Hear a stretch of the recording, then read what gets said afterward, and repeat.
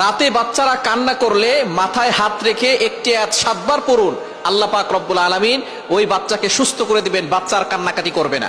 বর্তমানে ম্যাক্সিমাম জায়গায় সমস্যা হচ্ছে যে রাতে বাচ্চারা কান্নাকাটি করে, অনেক বাচ্চারা অসুস্থ হয়ে যায়, আস্তে আস্তে কোনো খাবার খায় না, আস্তে আস্তে শুকিয়ে যায়। এরকম হয় কি হয় না?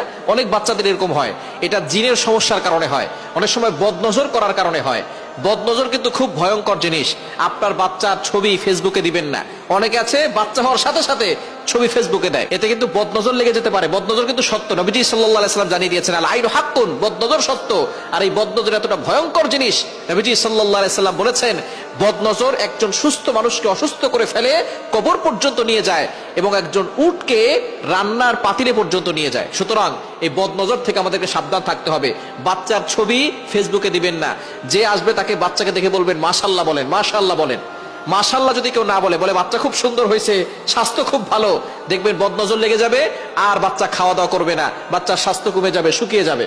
সুতরাং এরকম যদি আপনি মা হয়ে আপনার সন্তানকে দেখতে না চান, তাহলে আপনি অবশ্যই আপনার বাচ্চাকে যে দেখতে আসবে তাকে মাশাআল্লাহ বলতে বলবেন।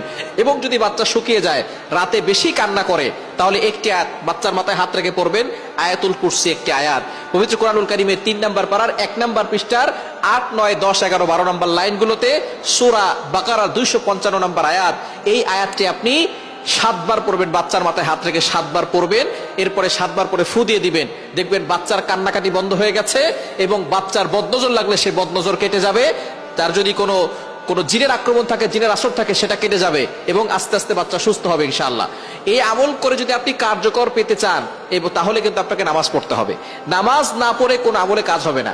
অনেক মায়েরা আছেন বাচ্চা হওয়ার পরে তারা নামাজ পড়তে চান না, বলে বাচ্চা পেশাব করে, কাপড় নষ্ট হয়ে যায়, নামাজ পড়ার সুযোগ পাই না। আপনি নামাজ অবশ্যই পড়বেন।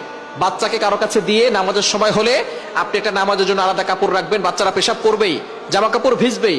আমাদের ঘরে বাচ্চা আছে, আমরা তো জানি জামা কাপড় ভিজে যায়।